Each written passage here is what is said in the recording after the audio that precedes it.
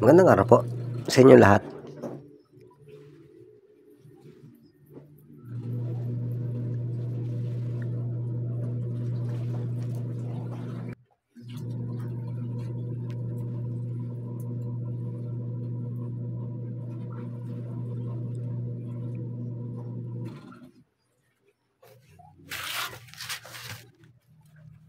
Ito po ang stop the use oil na na may automatic shut off, mga boss.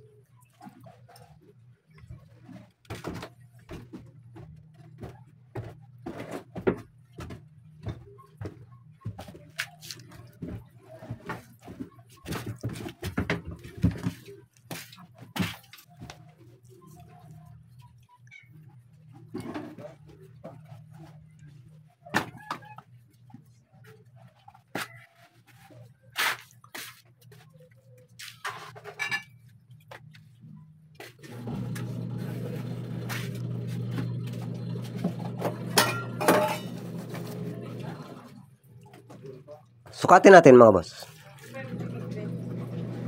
Mga 1.5 cm, mga boss, ang ang level niyan. Level ng oil, mga boss, bago siya mamatay.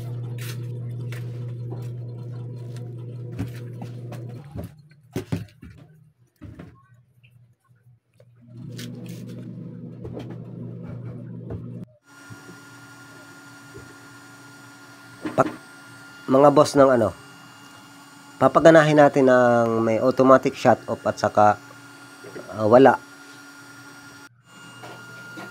kasi parehas naman po talagang pwede.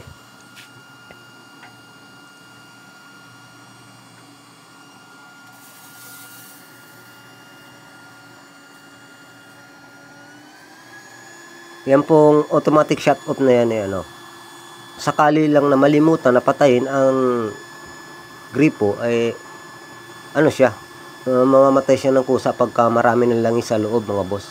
Hindi siya mag-overflow. Ginawa ko lang po yan para sa anti-overflow. Ganun pa rin po, patak-patak system pa rin po dapat ang pagpagana niyan, para yung langis na na pumapasok ay nasusunog, mga boss.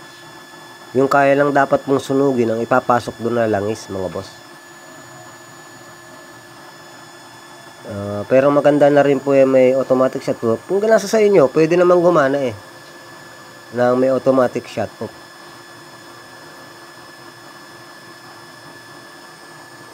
Huwag na po nating i-shut out yung mga nag-imbento nito, mga boss. Kasi na Sir Thermocool, saka si Sir Hardes. Yan, huwag na po nating i-shout out sila.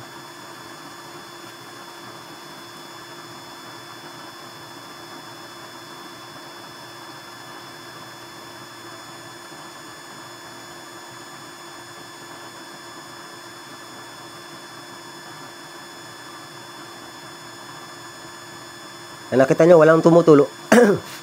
Pero pag na yan, pagka nabawasan na ron, dadagdag na yan. Tutulo na po ulit yan pagka nabawasan na ron sa loob.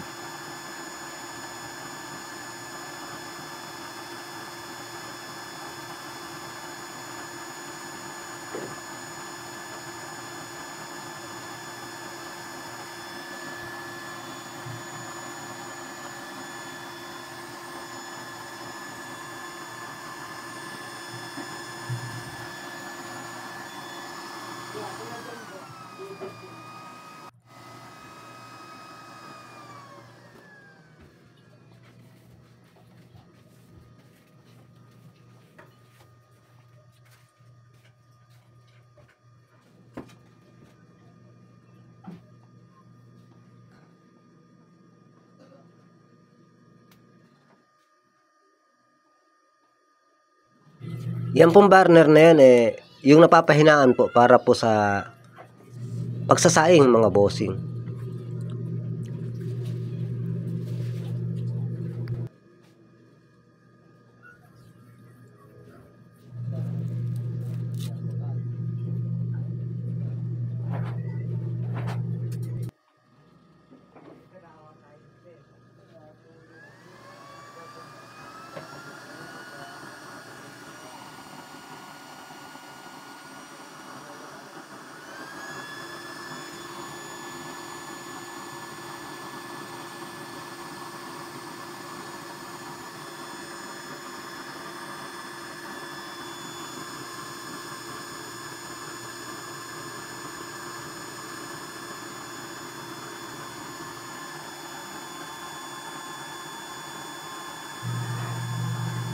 matagal magbawas mga boss ng ano, ng langis kasi mahina po yung ano na yan eh. Mahina po ang burner natin, mahina po ang apoy. Mamaya salpak po natin yung may rivet.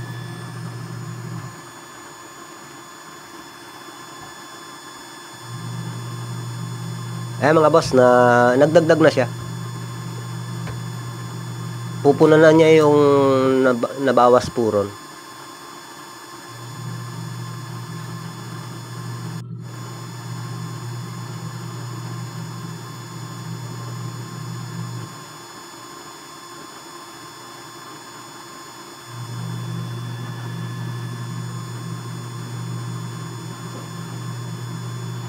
Tapos na po. Tapos na pong magdagdag. Balik na po sa dati yon, yung kung gaano karami po ang langis doon.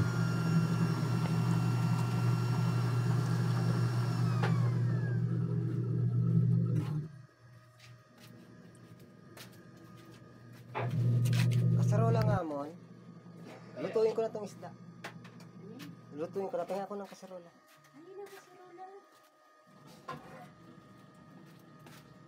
Lagyan mo ng tubig. Isang tabo.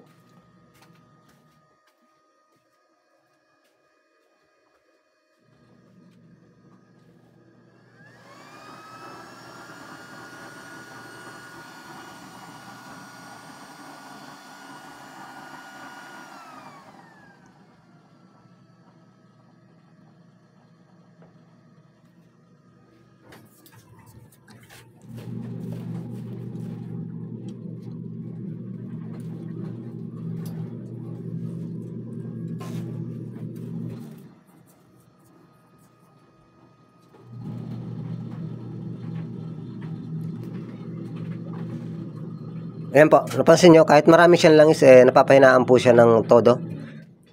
Palitan po natin ng burner. Palitan po natin ng burner. Yun po may rivet.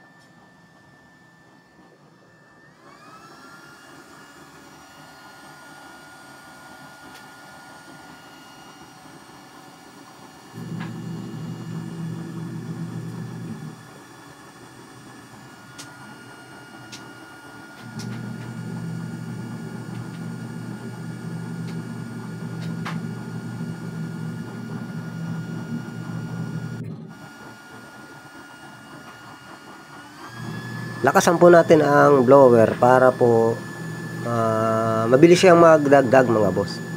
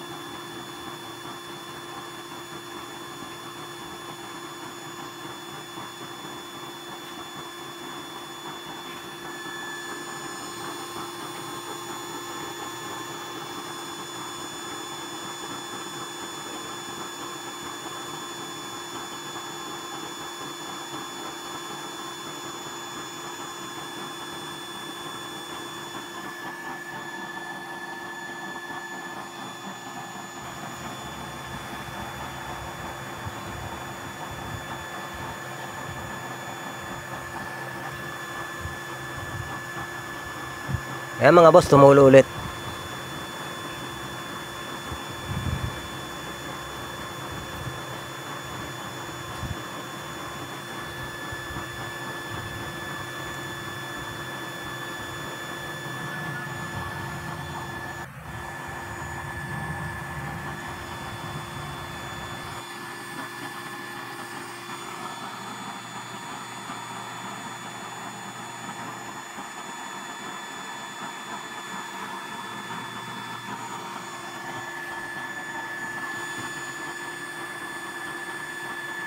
Antayin po natin na maubos lang po yung langis.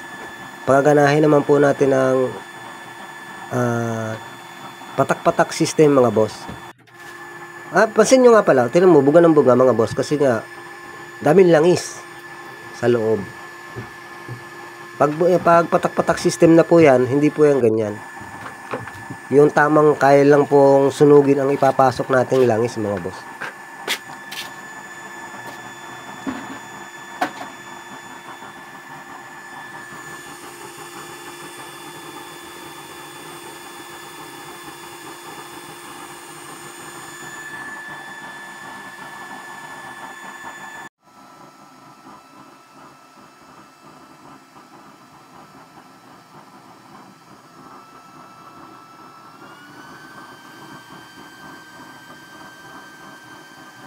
Maraming salamat po sa nagsusubaybay. Magandang araw po sa inyo lahat.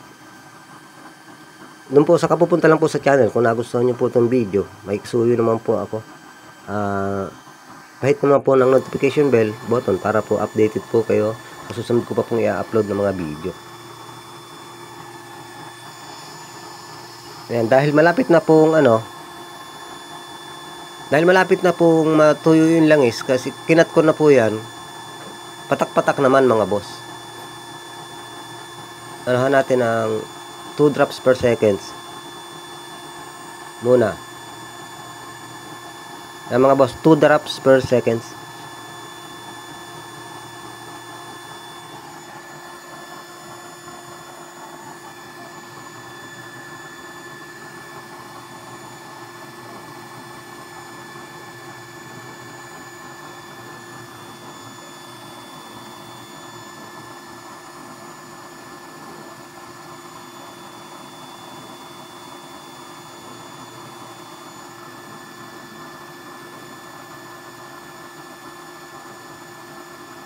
Pansin nyo, nawala na yung buga-buga niya mga boss.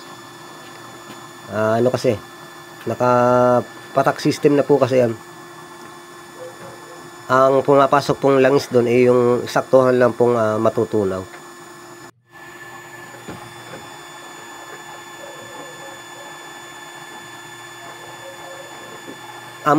Susunugin lang po pala, sakto lang po na mas malakas pa po ang apoy niya kumpara dun sa marami pong langis.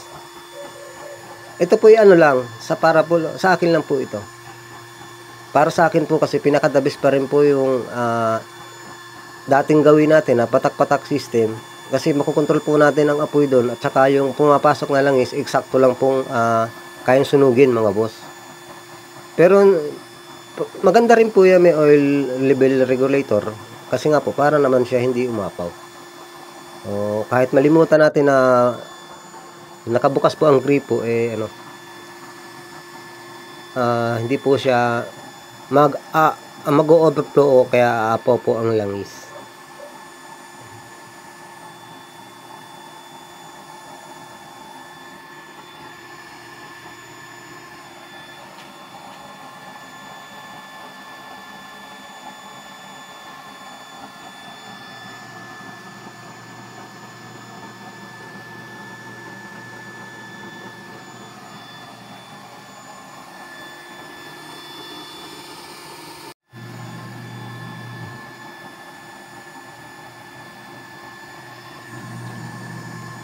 Maraming salamat po sa pagsubaybay. Magandang araw po sa inyo lahat. Hanggang sa muli.